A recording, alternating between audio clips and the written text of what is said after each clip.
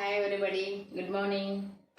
ఈరోజు మనం most in a straight లైన్లో ప్రాబ్లమ్స్ గురించి డిస్కస్ చేద్దాం. మనకి ఏంటంటే most in a straight line నుంచి ఒక 4 మార్క్స్ క్వశ్చన్ వస్తుంది. సో 4 మార్క్స్ క్వశ్చన్ వచ్చినప్పుడు మనకి ఏంటంటే 50% ఏదైనా క్వశ్చన్ ఇచ్చే ఛాన్స్ ఉంటుంది, ఇంకో 50% ప్రాబ్లం ఇచ్చే ఛాన్స్ ఉంటుంది. స్ట్రైట్ లైన్లో మనం ఎక్కువగా ప్రాబ్లమ్స్ నేర్చుకోవాలి. కంపల్సరీ పబ్లిక్ ఎగ్జామ్లో ఒక 4 మార్క్స్ క్వశ్చన్ వస్తుంది అనమాట. అయితే ఈరోజు మనం యావరేజ్ స్పీడ్ మీద ప్రాబ్లమ్స్ డిస్కస్ చేద్దాం. అయితే ఆల్రెడీ నేను ఇంతకుముందు చెప్పాను యావరేజ్ స్పీడ్ అంటే ఏం చెప్పుకున్నామా, the ratio of total distance travelled by the body to the total time of journey is called ఏమంటాం, యావరేజ్ స్పీడ్ అంటాం. సో అయితే ఒకసారి ప్రాబ్లం చూడండి. A vehicle travels half the distance L with speed v1 and other half with speed v2. What is the average speed అన్నాడు. ఏమన్నాడమ్మా, a vehicle travels half the distance L with speed v1 and other half with speed v2. What is the average speed అన్నాడు.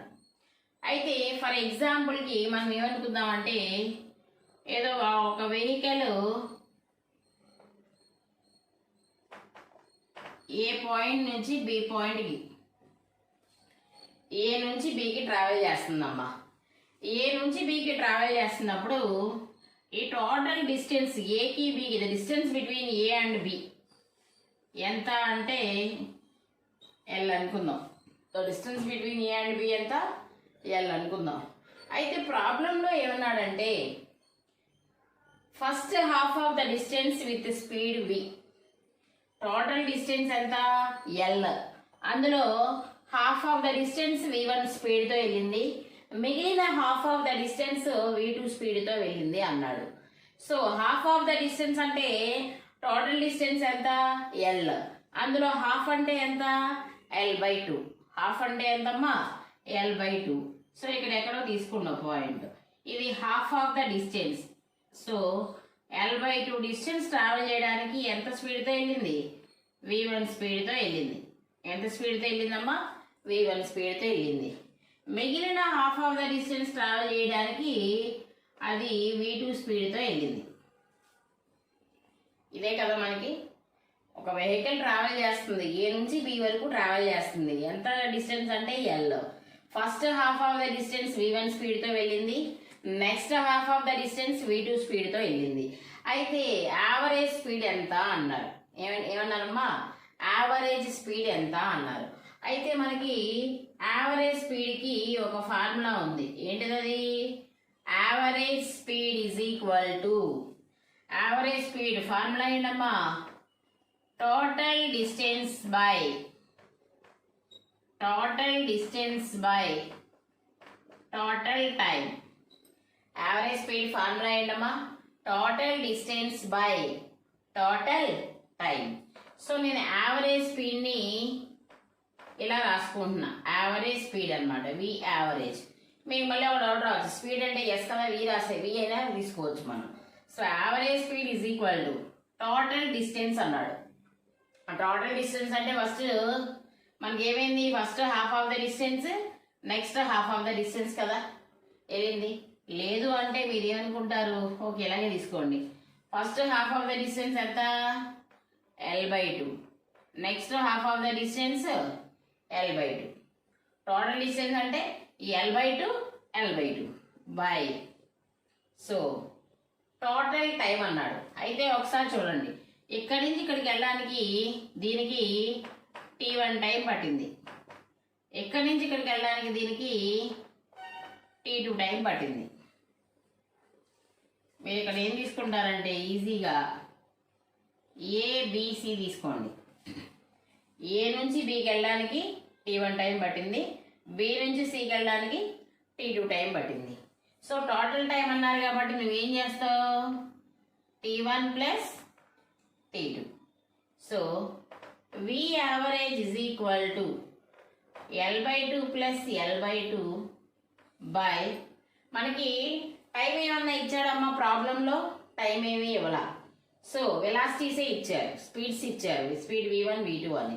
So ఈ టైంని మనం in terms of స్పీడ్లో రాద్దాం. స్పీడ్లో మనకి ఫార్ములా ఏంటి? Time is equal to distance by speed. Time is equal to formula ఏంటమ్మా? Distance by speed. ఎందుకని? Speed is equal to distance by time. Speed is equal to distance by time. నీకు time కావాలి. Time is equal to ఏమైంది? Distance by speed వస్తుంది కదా. Time is equal to ఏమొస్తుంది? Distance by speed వస్తుంది కదా. కాబట్టి నేను ఇక్కడ ఏం చేస్తున్నానంటే టైం ప్లేస్లో డిస్టెన్స్ బై స్పీడ్ రాద్దాం. సో t1 అంటే ఇక్కడ distance by speed. Distance by speed అంటే t1 టైంలో డిస్టెన్స్ ఎంత? l/2. అప్పుడు స్పీడ్ ఎంత? v1. ఇక్కడ l/2 అప్పుడు స్పీడ్ ఎంత? v2. స్పీడ్ ఎంతమ్మా? v2. సో మీకు ఈ డయాగ్రామ్ అర్థమైంది కదా. సో నేను డయాగ్రామ్ రబ్ చేస్తున్నాను.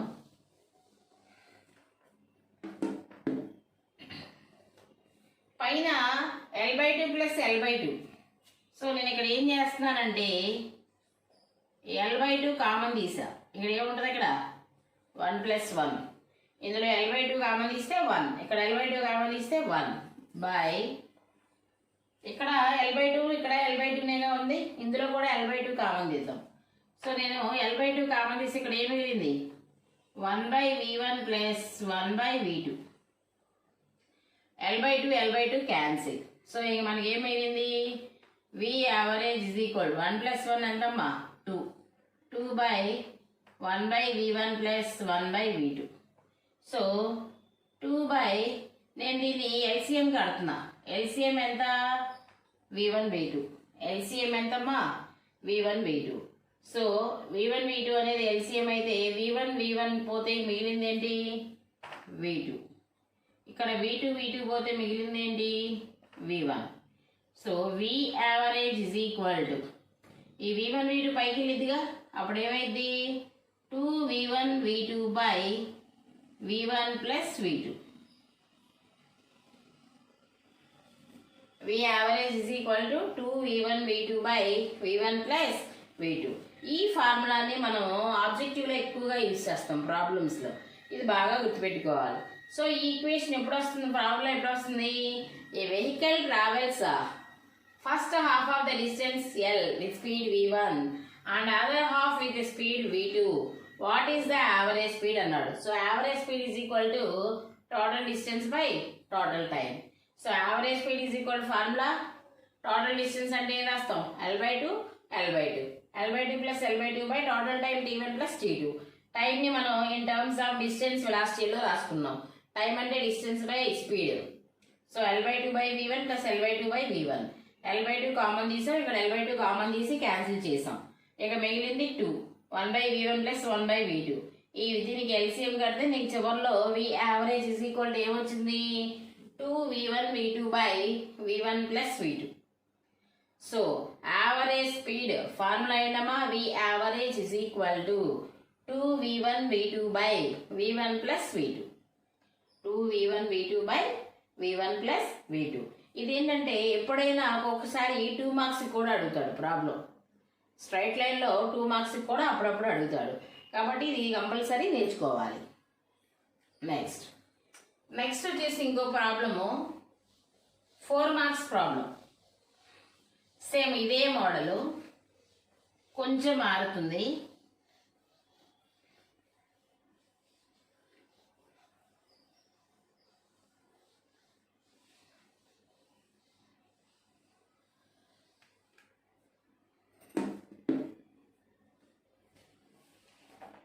ప్రాబ్లం ఏంటంటే second problem, a car travels the first third. A car travels the first third of a distance. The first third of a distance with a speed of with a speed of 10 kmph. The second third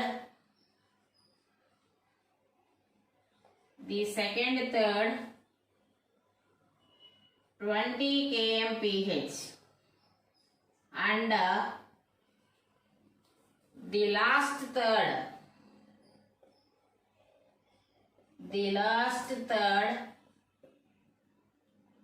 at 60 kmph. What is it mean speed? What is it mean speed over the entire distance? Over the entire distance.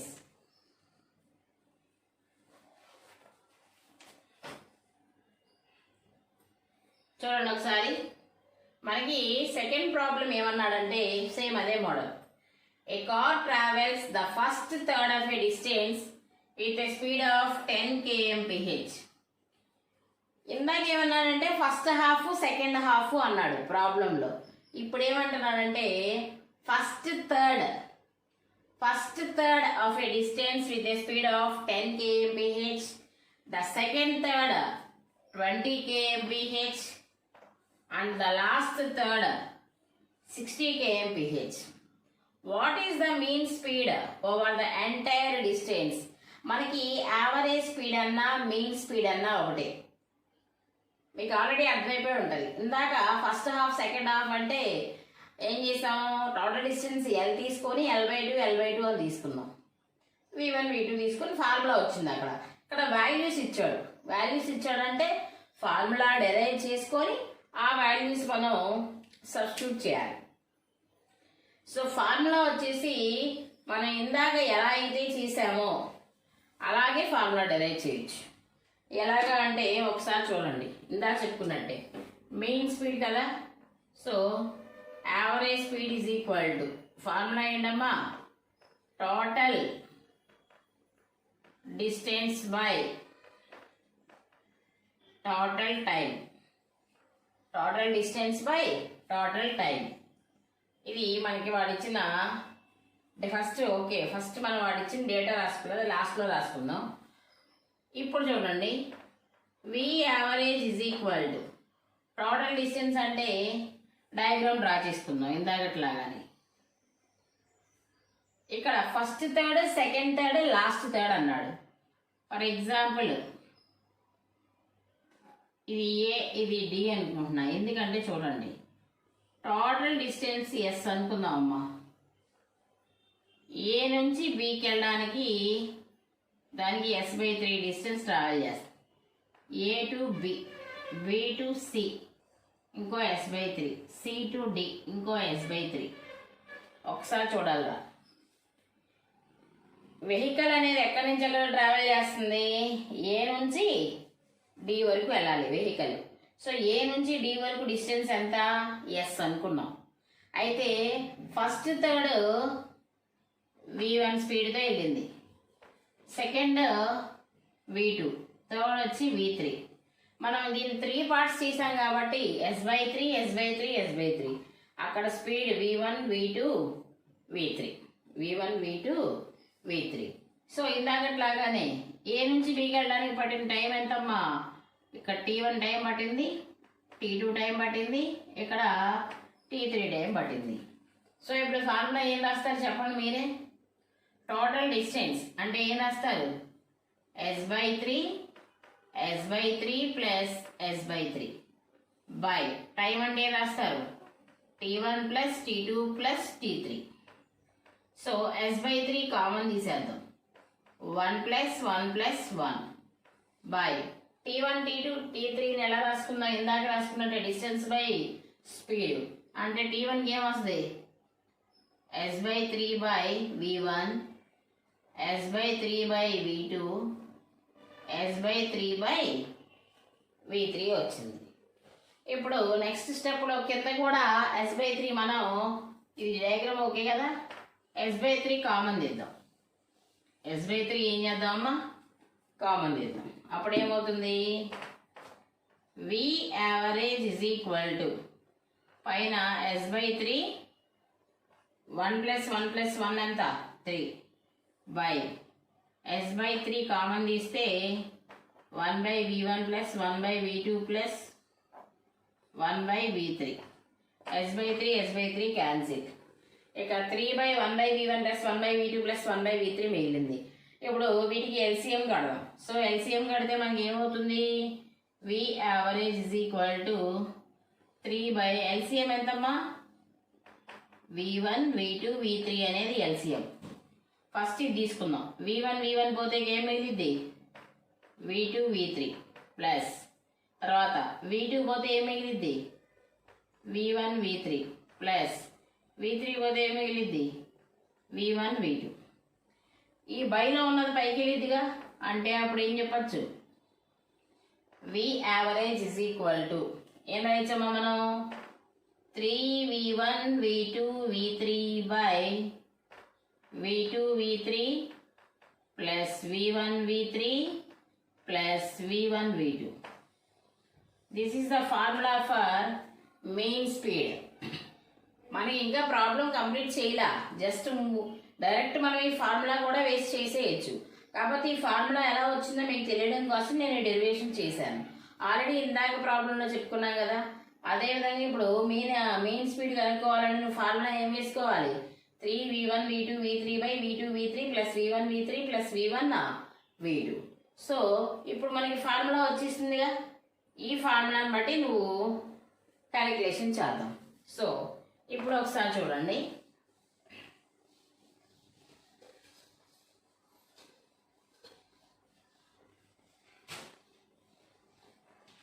ఇప్పుడు మనకి ఏమేమి ఇచ్చారమ్మా, V1 is equal to 10 kmph. kmph అంటే kilometre per hour. Kilometre per hour, ఒక అవర్కి వచ్చి 10 kilometres వెళ్తుంది అనమాట.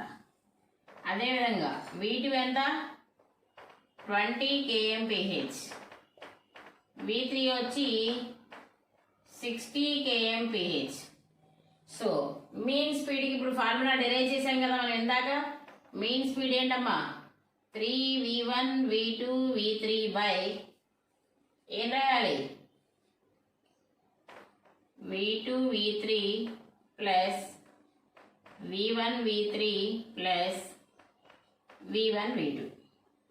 సో 3 ఇంటూ V1 ఎంతమ్మా 10, V2 20, V3 60 by V2 V3 అన్నాడు. V2 ఎంత 20 60 ప్లస్ V1 V3. V1 ఎంత 10 60 plus V1 V2 10 20. So calculation చూద్దాం. V average is equal to 3 2s are zeros పక్కన పెట్టేద్దాం. 3 2s are 6, 6 6 are 36. ఎన్ని జీరోస్ ఉన్నాయి 3, అంటే 3 2s are 6, 6 6 are 36. 3 జీరోస్ ఉన్నాయి కాబట్టి అది పెట్టాను. బై ఇది చూడండి, 6 2s are 12, 2 zeros అంటే ఇక్కడ ఎంత రాయాలి, ఇది 1200 ప్లస్ 1 into 6, 6 2 zeros కాబట్టి 600 plus 200. So V average is equal to 36,000 by add చేయండి అమ్మా, 1200 ప్లస్ 600 1800, 1800 ప్లస్ 200 ఎంత 2000.